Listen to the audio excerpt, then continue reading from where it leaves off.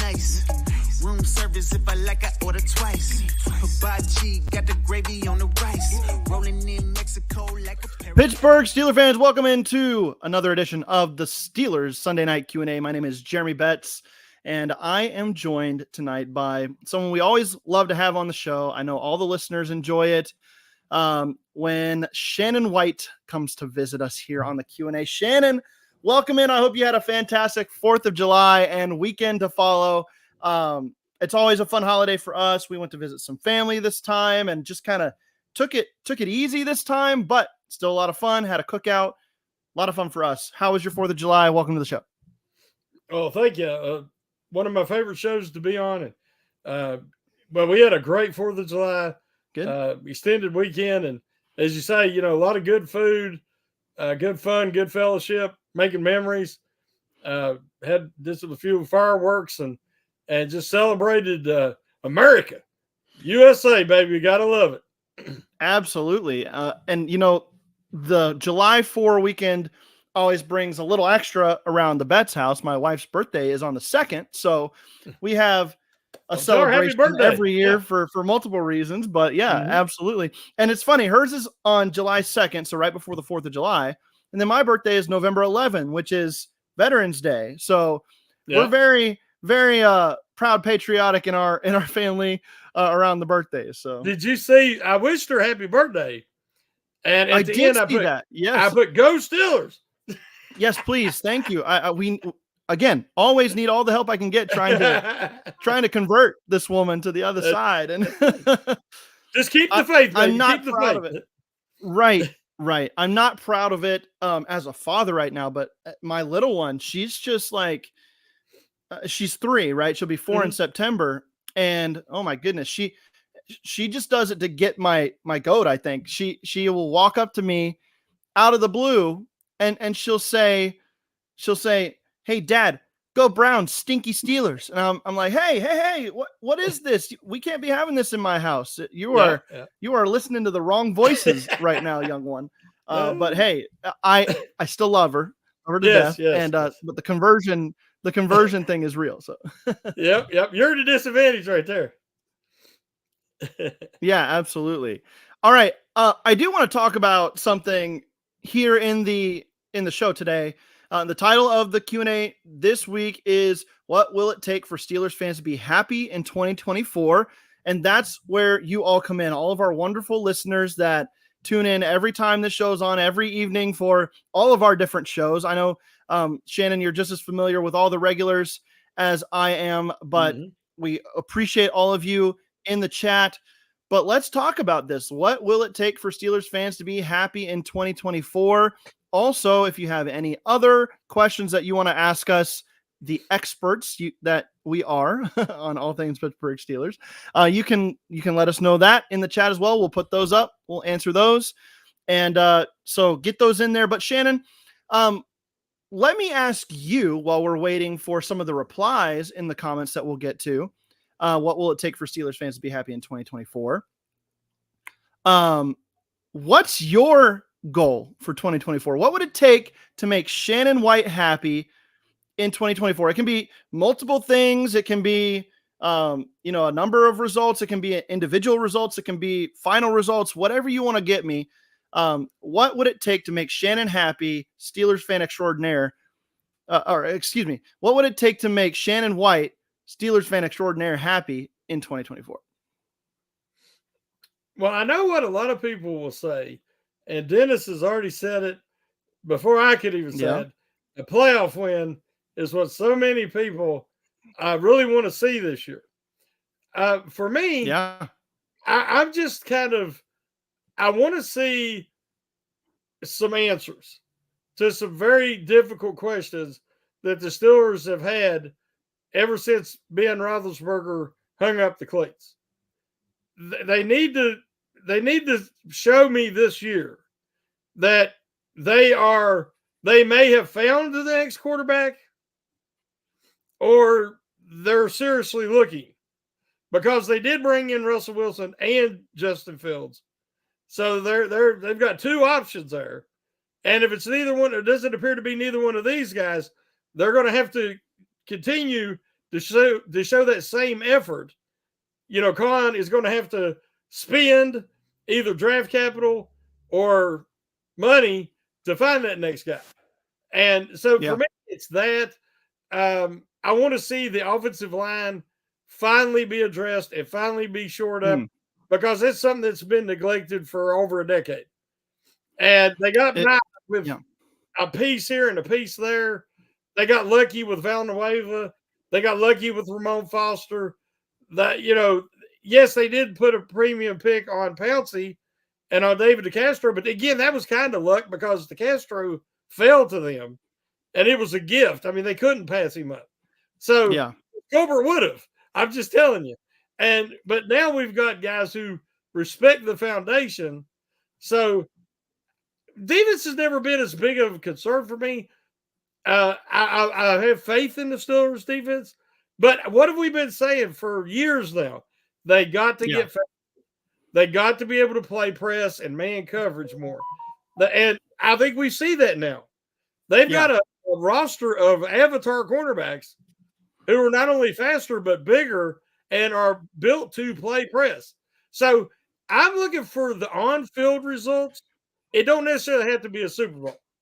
Yeah.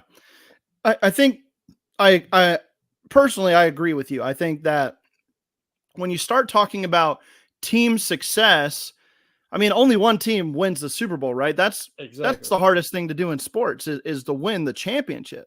And especially in an NFL that is built on parity. I mean, it's built to have a rotating line of contenders every year. And you do have teams like the Steelers who stay in the mix every year. You do have teams like the Chiefs who can build these dynasties and go on runs, right? When you have like really good quarterback play or something really special about your group of guys. And so when I start to think about what's a successful 2024 for the Steelers, like I think a lot of it boils down to me is what happens at quarterback, and do the Steelers have a guy? I don't care who it is at this point, really, but do they have a guy that they're giving a long-term contract to at the end of this year with the thought in mind that this is an easy decision for us to give this guy a contract because he's going to be our guy moving forward. That to me is as big a development as anything. And I think if that comes true and we see that in 2024, then I think the Steelers might be a little bit closer to some of the things we're seeing in here. Super Bowl champions, multiple playoff wins. So I think the quarterback position, when you talk about all the other things that we already know about the Steelers, it's that Mike Tomlin and the defense. I mean, there may be a few games where you're like, hey, what's going on? Why can't we stop this team? But for the most part, you're going to have a top 10 scoring defense. You're going to have a defense that rushes the passer, that makes splash plays. And I mean, they were 6th in scoring last year. I think they can be even better than that this year when you upgrade that linebacker core like we've seen and some of the other positional upgrades that they have.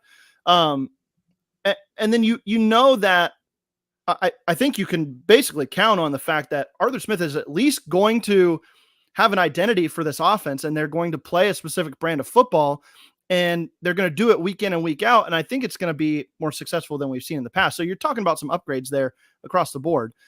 But then you throw in the quarterback position, and it's like, if that actually works, if Russell Wilson or Justin Fields plays good enough football to earn a second contract in Pittsburgh, then I think wonderful things are happening in 2024. And I think even better things could happen beyond that. So I would tend to agree with your assessment. Like, it doesn't have to be a Super Bowl this year, but figuring out some of these areas of weakness, the offensive line is a great one to throw in this conversation, but the quarterback to me is the big one.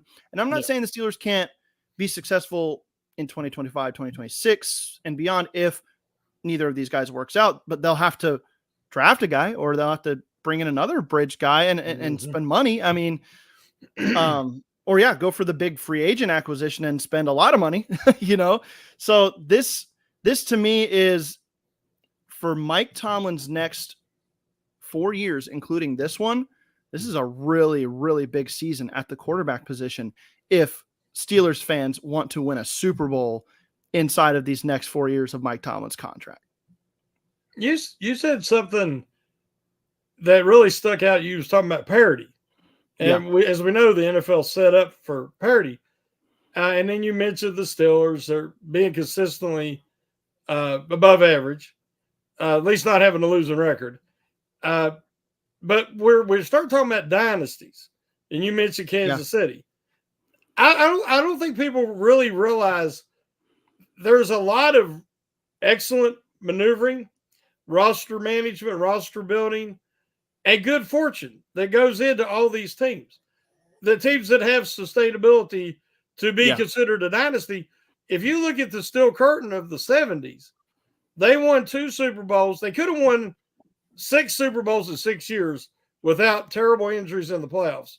Right. But their first 2, they won with a ground and pound running game, occasional big play, and the most dominant defense, one of them I've ever seen.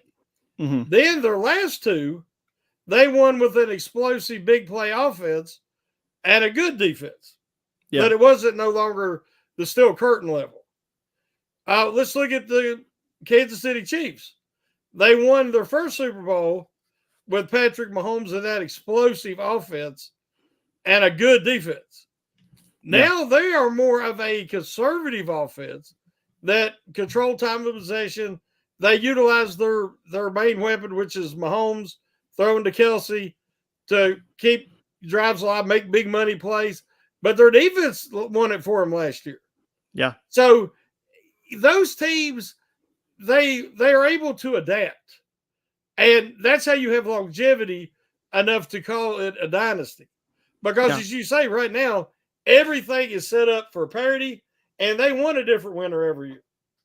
Right. I agree. And like there is some appeal obviously for the NFL in having a face of the league in like Patrick Mahomes, who is winning Super Bowls, right? That looks good for the league too, because they have like the money making machine leading the way, but they also want it to be competitive, and they want fans of teams like the Panthers and the Falcons and I don't know, the Raiders to keep coming back because they're excited about their team and that they actually have a chance to improve and grow from year to year. And it's not always, I mean, you have your bottom feeders in some other leagues, right? You can look at the NBA and the MLB and you can see teams that really are just like, we're just here. You know, we don't really have a plan in place that, or a league that supports our addition into the mix any given year.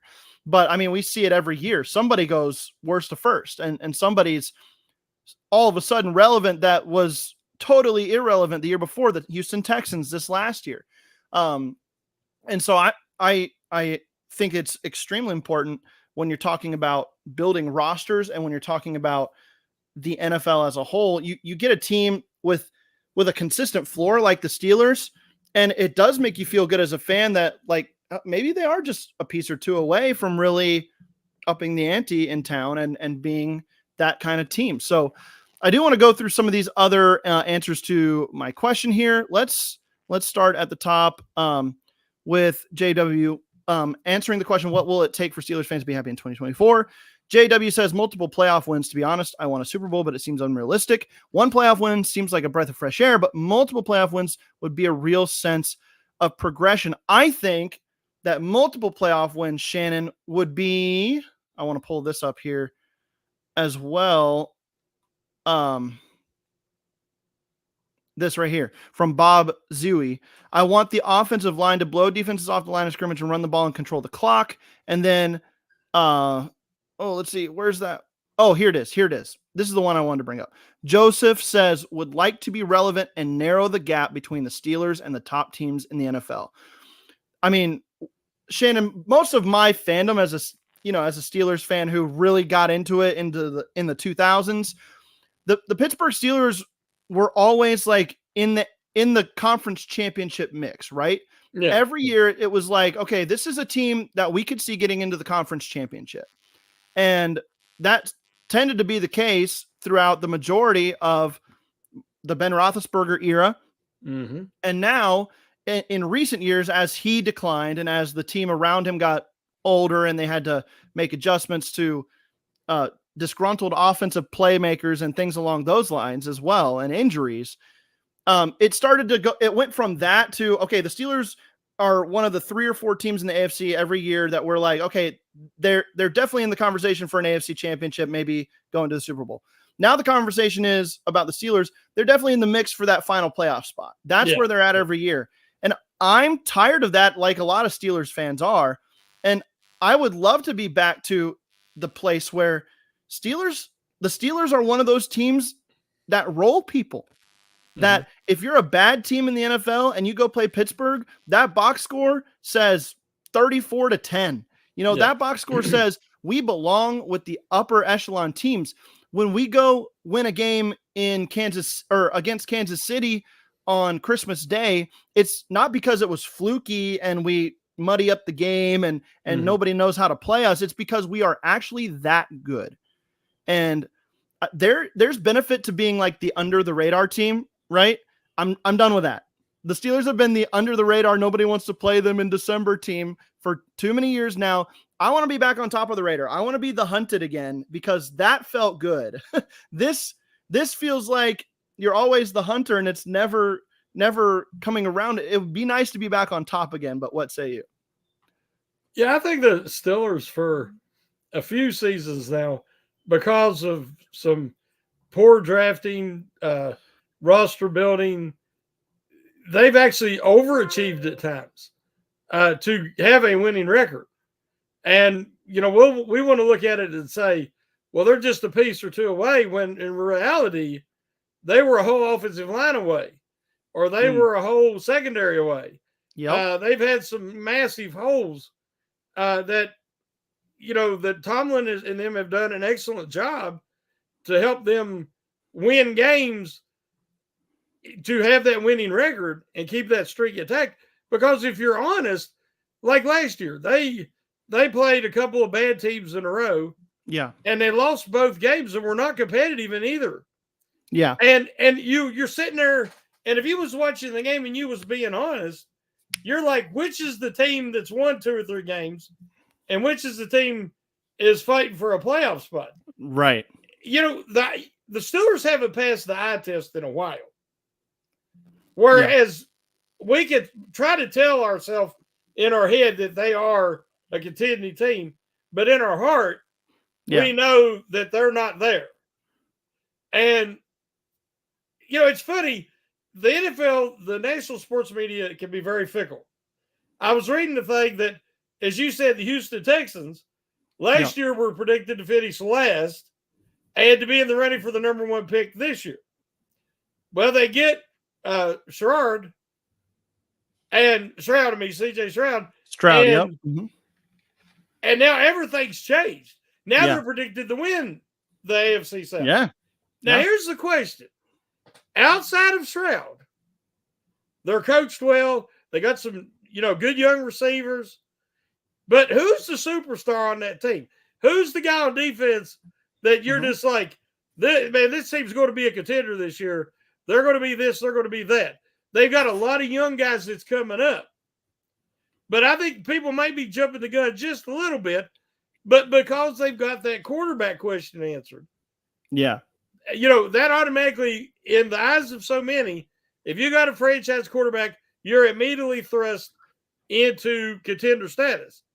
Whereas if you look at all these rankings that have been coming out this week, the Steelers, every positional group, all the other teams in the division were considered to have the best at each positional group. Steelers had nobody.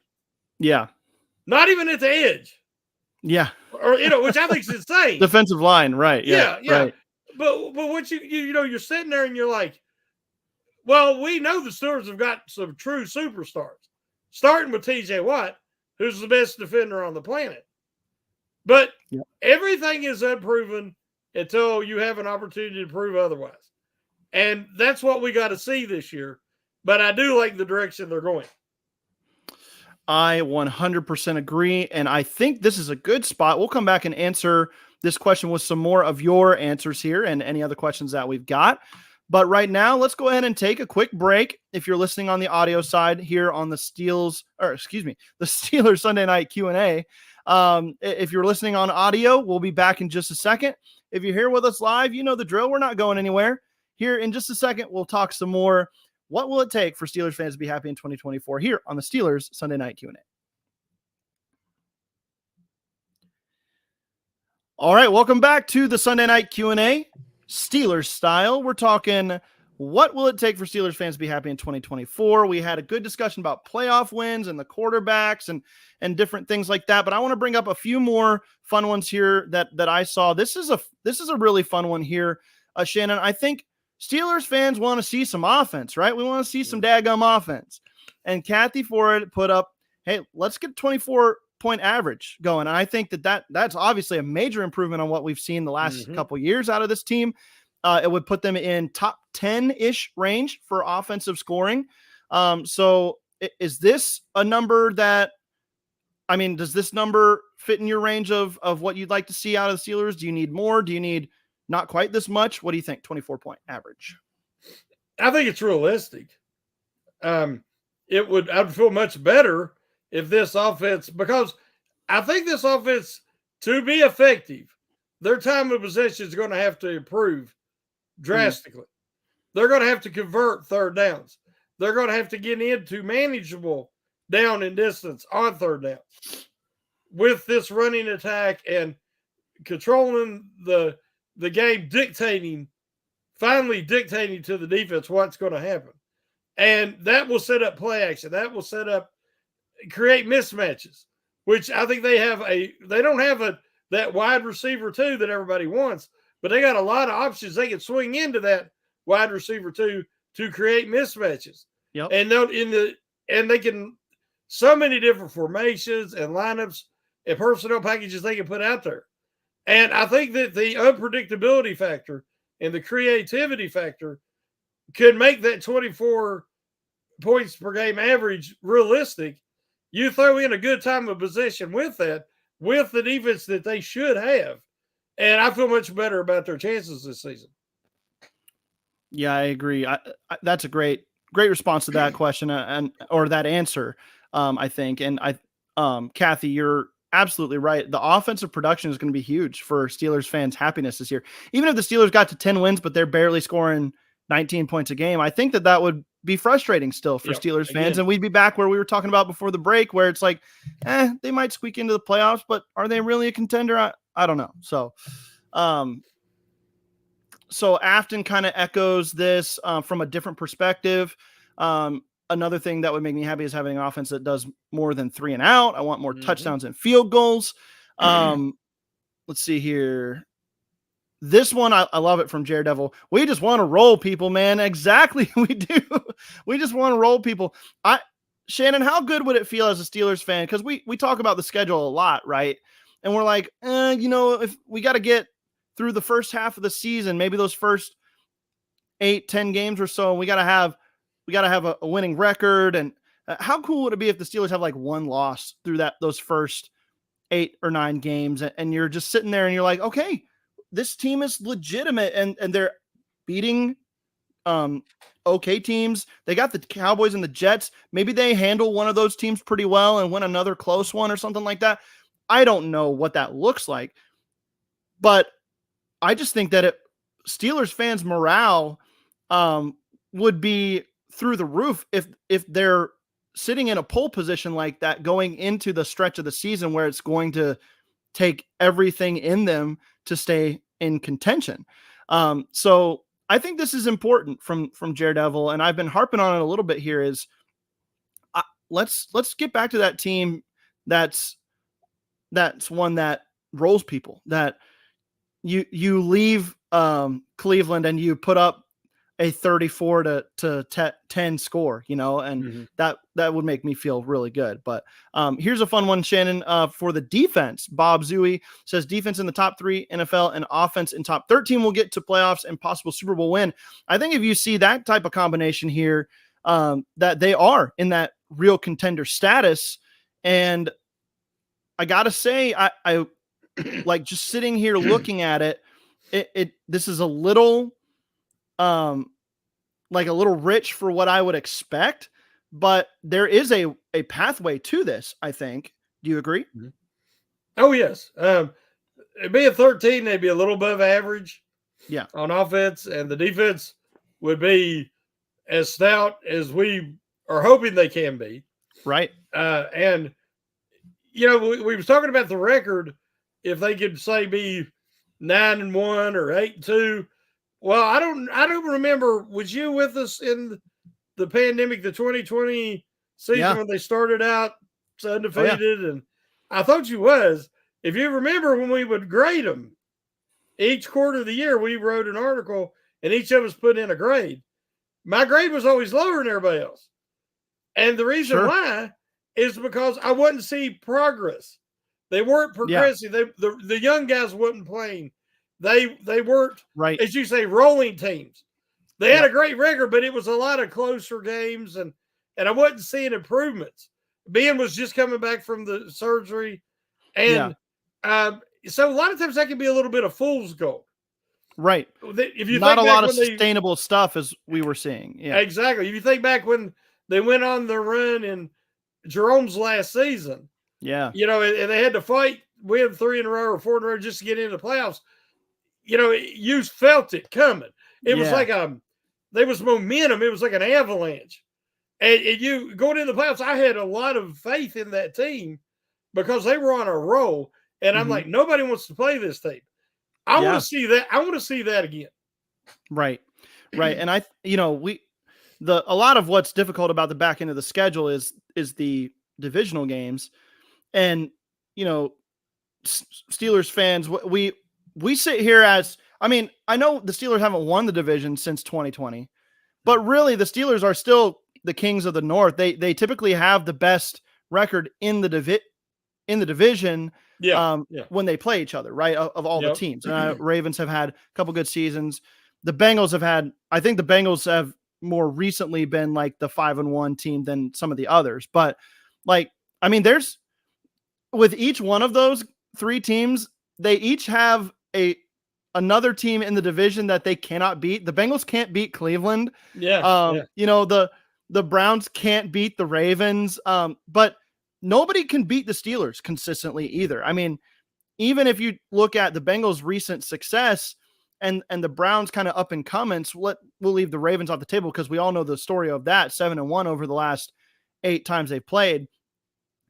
Nobody's got a record above 500 against Pittsburgh. I mean, the Steelers are they know how to play in this division, and they own these other teams, whether they want to believe it or not. That's just the case. Now, it may not show up in the division crown winner because that's final full record, right? At the end of the year. But I think that the Steelers really set themselves up in a great place if they are playing consistent, good football on both sides of the ball. And I think that is what Bob is trying to say here is like, we know the ceiling of the defense. If they hit that and then the offense kind of matches that energy and says, we'll play a little bit above our ceiling too, then you're looking at a really dangerous team, especially when you consider somebody's going to fall off, right? Somebody's not going to be hanging around like we think they're going to be. It could be Houston, sophomore slump for CJ Stroud. It could be the Ravens. They lost a lot of pieces on defense. I mean, heck, it could be the Chiefs. We haven't seen that yet, I guess, but it could be the Chiefs. You never know. So Kelsey could be distracted. Yeah. Oh, sure. I mean, Kelsey, there's a world where Kelsey is in a major decline halfway through the season. Like, just physically. I mean, he's on tour right now. Yeah. I mean, leave the Taylor Swift stuff even out of it. And I think there's a chance that he's got some potential to fall off the wagon a little bit here. But I mean, all that to say, I just think that if the Steelers are hitting their ceilings, then they have a really good shot of being in the mix. Let's see here. Oh, this is one we kind of talked about here from Jeremiah. Winning, starting off strong, going into the last part of the regular season. That's what we talked about just now. So I agree with that one very much so. Let's see. We just did Afton's here. Okay, here's a fun one. Vinny Agukun says, "Will seeing Minka Ball back in full form make Steelers fans happy? Potential DPOY. I know it would make me happy if they're using him correctly and he's back to being the all-pro impactful player that we have seen. And, there's some concern that the Steelers used him improperly, but really they had no choice last year in a lot of cases. But I think that this would make me happy. I don't know if it's all that I want. All I want for Christmas is my 2 front teeth. This isn't all I want for Christmas this year. We'll see.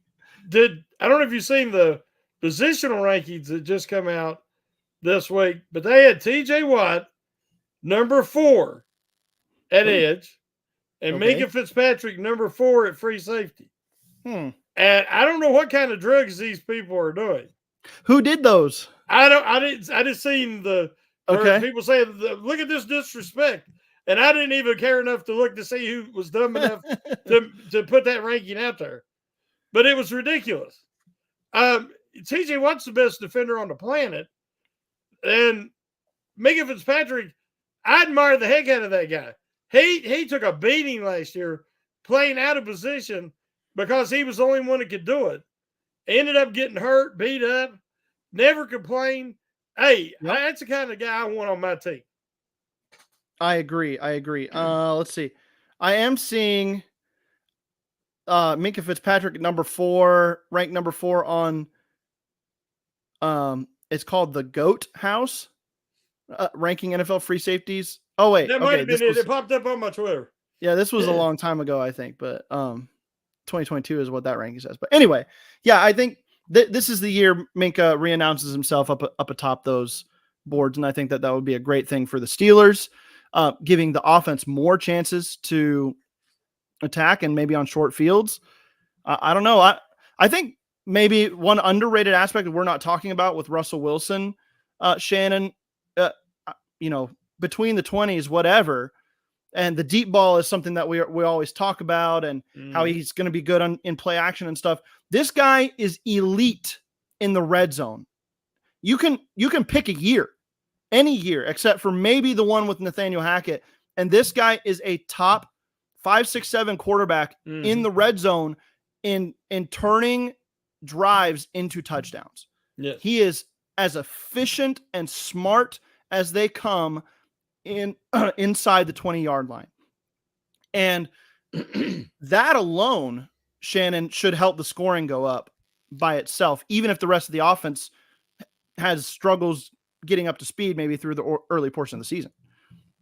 They left so many scoring opportunities on the field, whether it was terrible play selection, sequencing, lack of quarterback progression, not seeing open guys or not hitting them, in time and on time. They left so many points out there.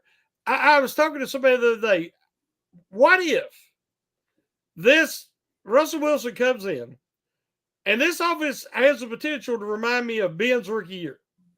Yeah. Ben Roethlisberger steps in as a rookie, and he wasn't one of the top quarterbacks. He didn't set the league on fire and throw 40 touchdowns.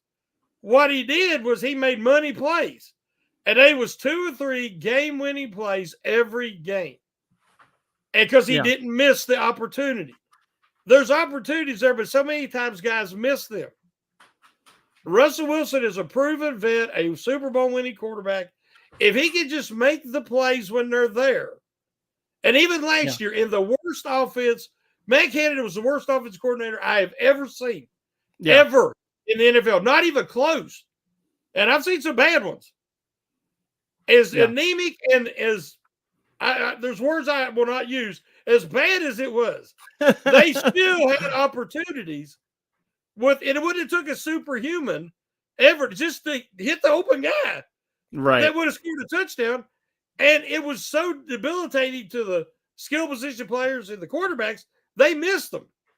If Russell Wilson could just hit those, as you said earlier, turn those into touchdowns, it's a total different ballgame. The Steelers are going to be on another level. Absolutely. I agree. I really do. And I'm excited for that potential. I really am. So, let's do kind of like a speed round here as we close through some of these. On Andre Coleman says, Jeremy, all Russ and the offense need to do is at least score 28 points while the defense holds the offense to 10-17. It's doable to win at least 13 games. Hey, if this is the case here, they might go 17-0. What do you think, Shannon? Oh, if they can accomplish those goals, yes. Yeah. They could very well. Because, you're always going to have, for whatever reason, you're going to have a game that the ball just don't bounce your way. The guys don't get up for it. There's always going to be a stinker. And yeah, I don't know why that happens, but it does. It seems like that's why nobody can go undefeated except for the Dolphins, and they'll never let us forget it. They never forget will. that for sure. But I do agree that, that there is potential there. And everybody that's writing the Steelers off and say they're going to finish last in the division, I just look at their track record and look at Tomlin, and he usually gets the max. I mean, we'll say what you want about last year, but the injuries, like to Cam Hayward and some others, the suspensions, and having Matt Canada as offensive coordinator for half the season, it's incredible that Tomlin put off a winning record again. It really is. Absolutely. Let's see here. Here's a good one from Chaz H. I want them to get Najee Harris back in the passing game like he was his rookie year. I think that would be fun. I think that he's underrated in that role, and that would definitely make me happy in 2024 to see that. What say you? And I think that's a part of Arthur Smith's offense. I fully expect that the running backs to get more opportunities. Yep. And, Bob says, I'm really excited to see what Arthur Smith does with this young but talented roster. When he was the OC for the Titans, they were 2nd and 5th in scoring on offense. And that was with a young unit and a veteran quarterback getting a fresh start, right? It's very reminiscent of that. Yeah, because Tannehill was a disappointment for the Dolphins. Right. There was always something more there that he could never unlock, and then Arthur Smith did it. So he gets to Tennessee, and he looked like a great fit, and it worked. Yeah. He had for real, Geno Smith and his trajectory remind me a lot of what happened with Tannehill. Now, Tannehill sustained it, I think, longer than Geno is going to be able to. We already saw a little bit of decline from him last year.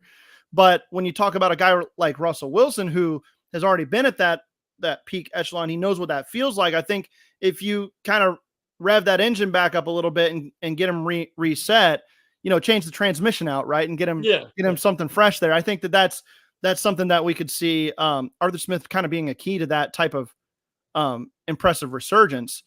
And I would be really excited about that. Okay, let's get to some fun questions just to wrap some things up here. Shannon, just give me like a quick thought on each of these. I know that we've had a lot of talk about Calvin Austin III, but Dennis Povlak says, can CA3 step up this year? Are you feeling a yes or no to this if you had to predict his season? I can only base it on what the coaches and his teammates are saying, but it's all positive. Yeah. The guy's got great speed. He's got talent. He's tougher than he looks being a smaller guy. So I think that Arthur Smith will know how to use him, something that the previous regime didn't. So, yes, I think he can step up.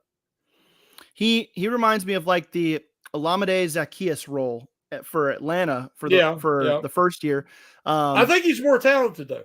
Yeah, absolutely. The speedy guy, vertical guy, takes a few sweeps, takes a few underneath stuff to the house. That could be really good for the Steelers and for CA3.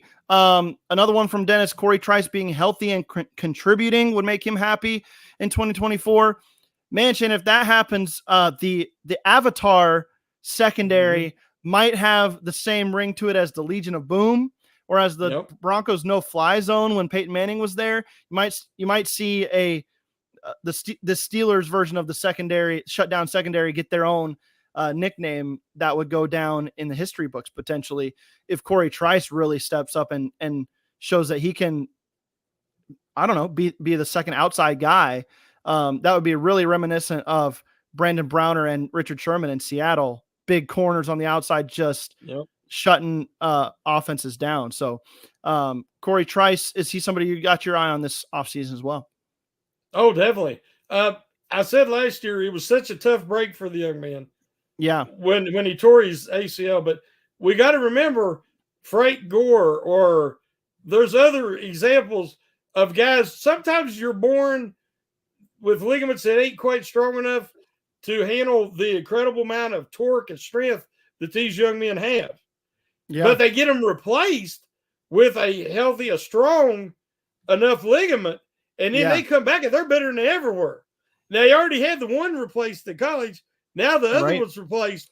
If we're lucky, now the only difference in him and Joey Porter Jr. is one of them's daddy's famous.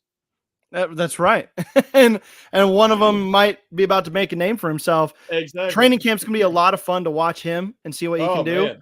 Yeah. I mean, the Steelers brought in Dante Jackson, but if Corey Trice has a big training camp and preseason, there's nothing holding the Steelers to keeping Dante Jackson as their CB2. I mean, if Corey Trice proves to be his equal or better, they would have more incentive actually probably to play him as their starting cornerback or work him into that eventually during the season.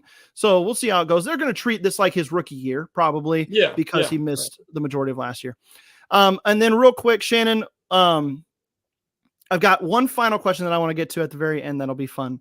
But Big E Bronco says, I have a legit question for you all. If Mike Shanahan was your head coach with Big Ben and the offensive talent he had around him, how many Super Bowls do you think he would have had?